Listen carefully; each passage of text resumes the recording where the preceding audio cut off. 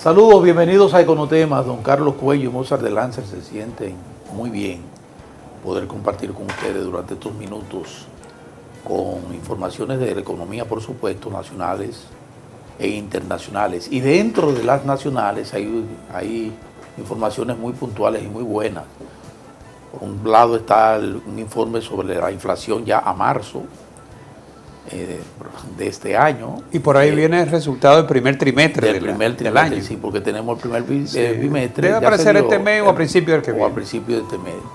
Y por otro lado tenemos también un informe de la CEPAL sobre el desempeño de la economía en la región. Revisando la perspectiva. La Comisión Económica para América Latina y el Caribe, la CEPAL. Y petróleo. Es bueno que hablemos también de petróleo, de cómo ha estado el comportamiento del petróleo, que vi que se redujo un poquito, pero no nos descuidemos. Vamos a hablar de eso, Cuellito. Y cualquier otro tema que se todo le pueda bien. Agregar, gracias a Dios. Todo está bajo control. Adiós, pero no estamos con aquí. Sequía todavía, pero ahí vamos. Sí, pero ya un poquito mitigada porque han caído unos aguaceros y además las brisas también hacen más llevadero lo que es con Semana Santa. Bueno, además de que viene ahí. Preparando las habichuelas con dulce. Que viene ahí. Volvemos ahora.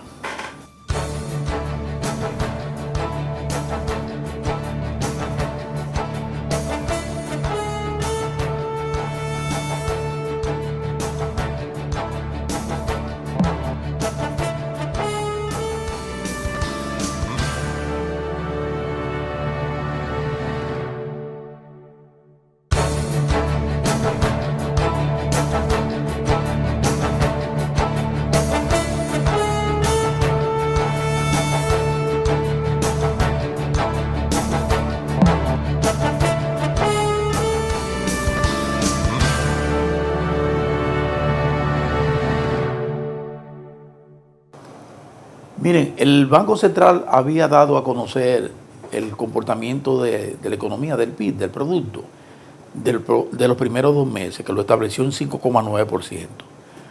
En esta semana recién transcurrida ya dio a conocer cómo es el comportamiento de los precios, o sea, la inflación, cómo ha estado la variación de la inflación.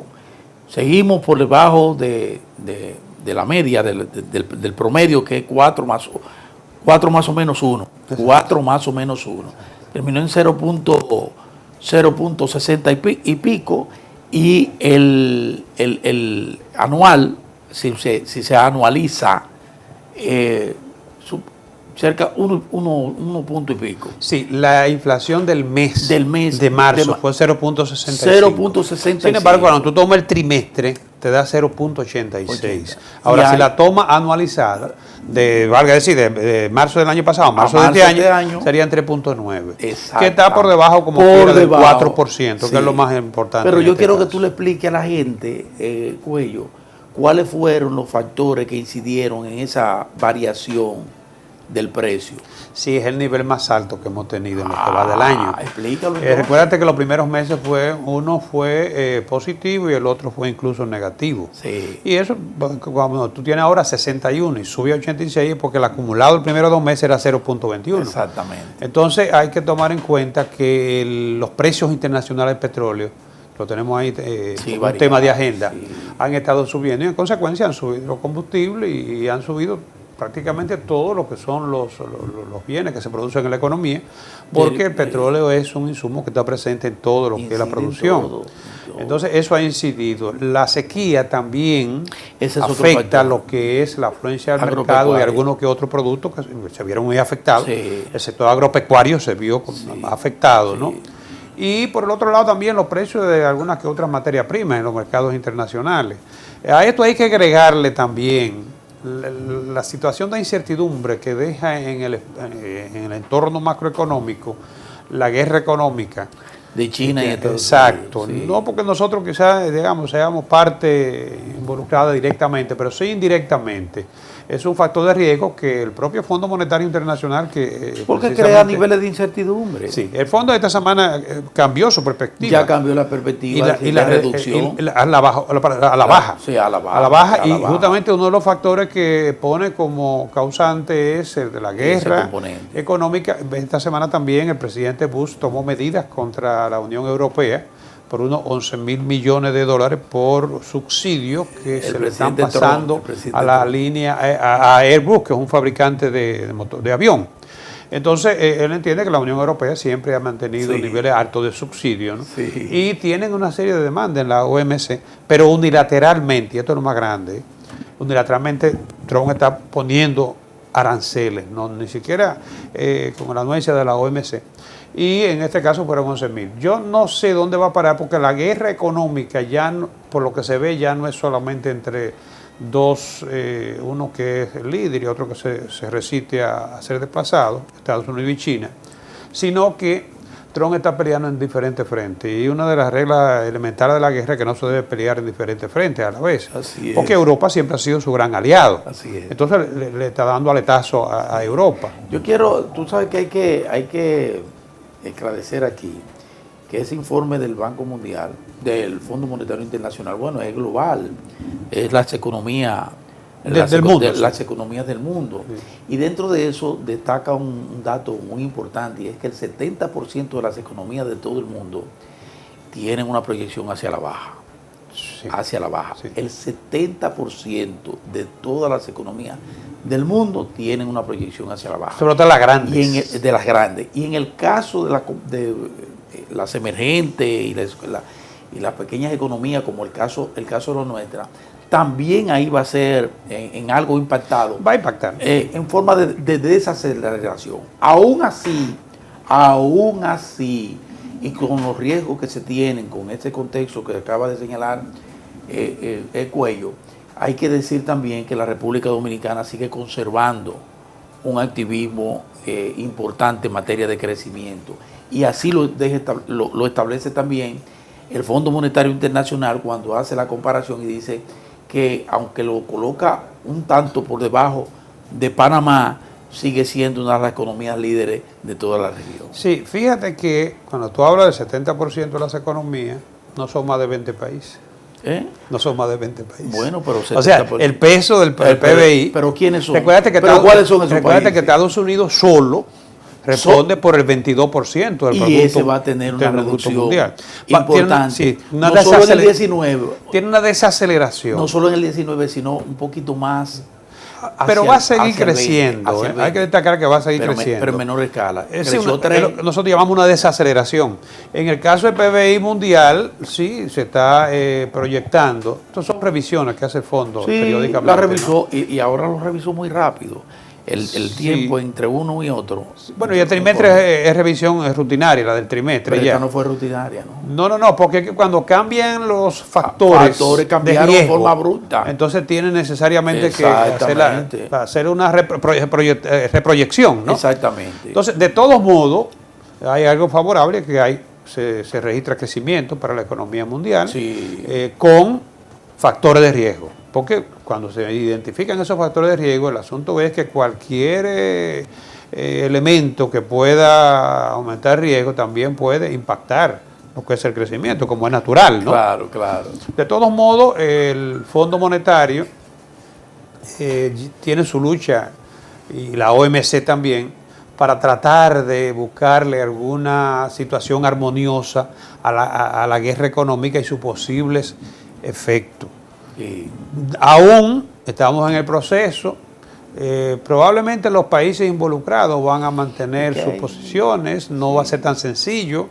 Hay de por medio, se está complicando más porque hay de por medio también variables geopolíticas, o sea, no solamente es económica. No es solo económica. Fíjate que el caso de China, todo el mundo reconoce que hacia el 2030 ya será el líder, por lo menos en lo que es el PBI mundial, pero también está buscando influencia política, porque un país poderoso busca de alguna manera influencia política, expandir su área de influencia. Se mueven los bloques, porque de la misma manera que se mueve China, se está moviendo Rusia, pero de la misma manera que se está moviendo Estados Unidos, se está moviendo Europa.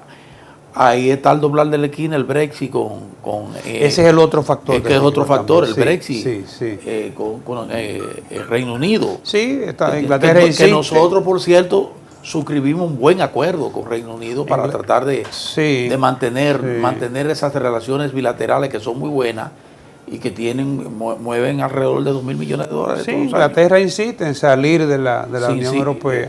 Y a nosotros lo van a sacar si no le pasamos a nuestro director para que lleve a cabo nuestros compromisos comerciales. Muy bien.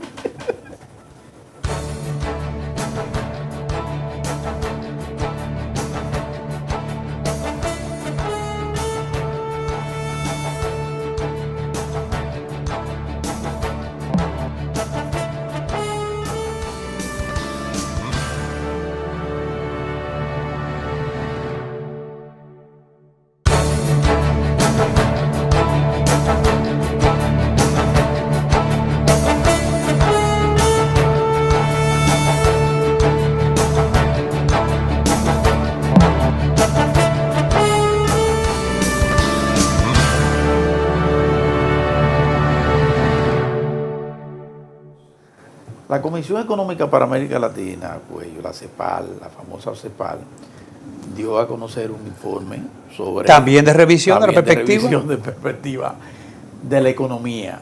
De la región ya en este caso. Ahí salimos bien. Tú sabes que la CEPAL dice que vamos a crecer 5,5. Sí.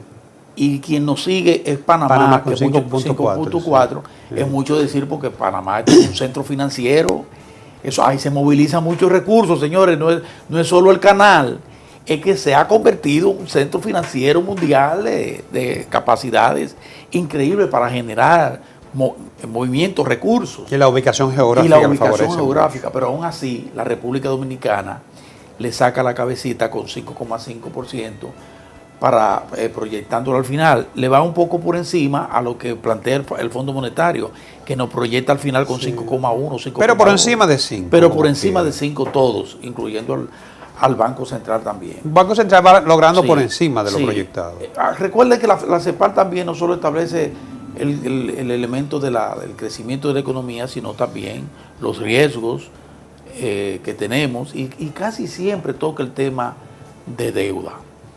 Toca el tema de endeudamiento y es un tema que ha estado y seguirá estando en el medio, en el corredor económico, con discusiones muy importantes sobre el comportamiento de la deuda en la República Dominicana, que el Banco Mundial también dio a conocer en estos días un informe sobre el comportamiento de la deuda que incluía a la República Dominicana. Sí, en el caso de la CEPAL, yo vi los otros días unos informes que prepararon uno de la Universidad Autónoma de Santo Domingo y el otro de INTEC. En el caso específico de la universidad hablaba de la desaceleración de la economía dominicana. Sí, realmente pero con un error metodológico gravísimo, que era proyectándolo al 23. Sí, realmente, la economía no se puede proyectar realmente así. Las tasas de crecimiento altas rara vez son sostenibles. Entonces, el caso más evidente es el de China. China se ha venido desacelerando en los últimos años y para este año incluso podría ser que crezca cercano a lo que nosotros podríamos lograr. Sí. Entonces, en realidad, bueno, si la llamó desaceleración a cualquier reducción en un ritmo, eso es válido, pero cuando hay en una economía como la nuestra, mantiene los motores encendidos y estaría creciendo entre un 5 y un 6%, eso es muy bueno, visto por todas las proyecciones, ¿no?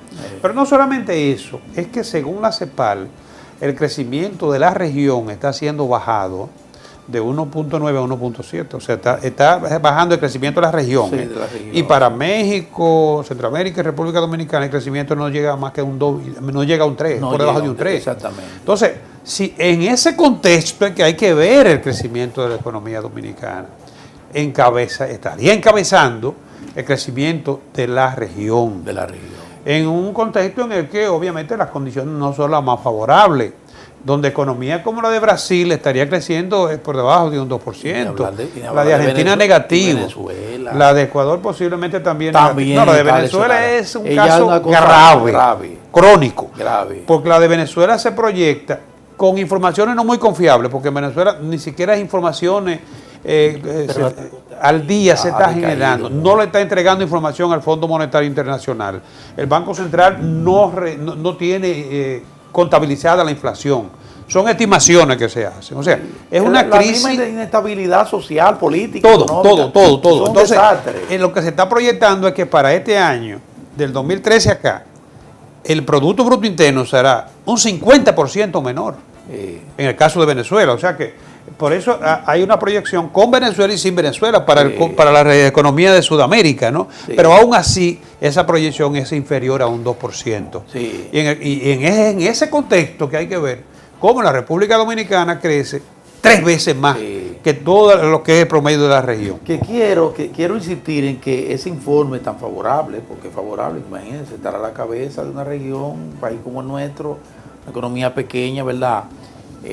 Muy dependiente, desde el problema del ambiente, del mismo ambiente, porque somos sumamente el más vulnerable de todo en la región, prácticamente, la República Dominicana, hasta factores externos como esa guerra comercial con China, la misma y los precios del petróleo. Los precios del petróleo, el problema que tenemos al lado con Haití, también. Que es un factor que también prima mucho y que nos presiona muchísimo.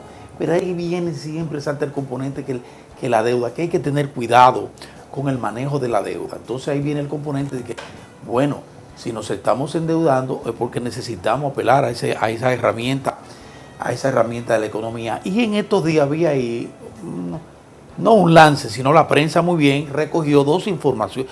Fue una entrevista que dio el gobernador a una revista extranjera. Pero la dio también el ministro de Hacienda a la misma revista. Ah, bueno, ya. A la misma revista.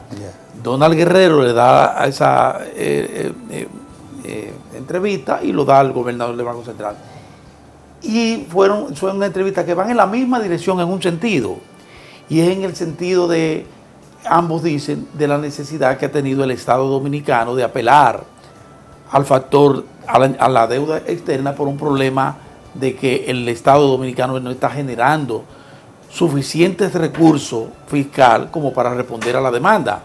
Lo único que el gobernador dice es que cuando debimos hacer la reforma fiscal no la hicimos, se nos pasó el tiempo.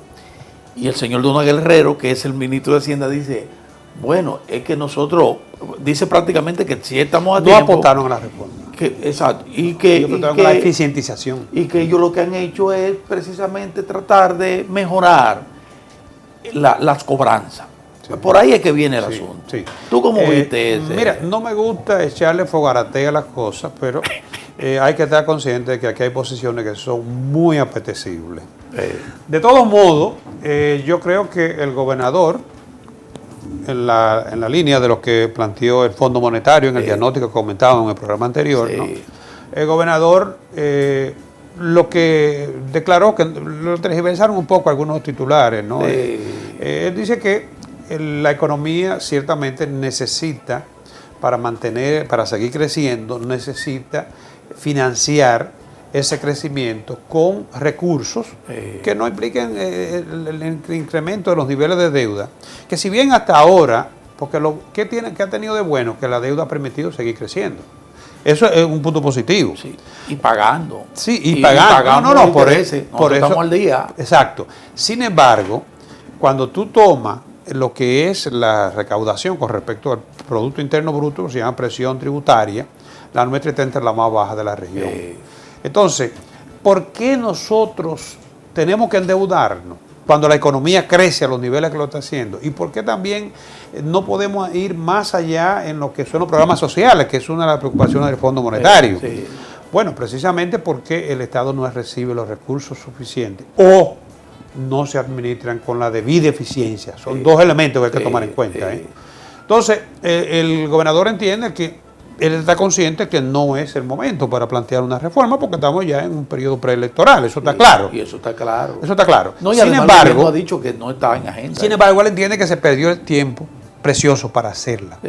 ¿Cuál es el mejor momento para hacer una reforma tributaria o fiscal en general?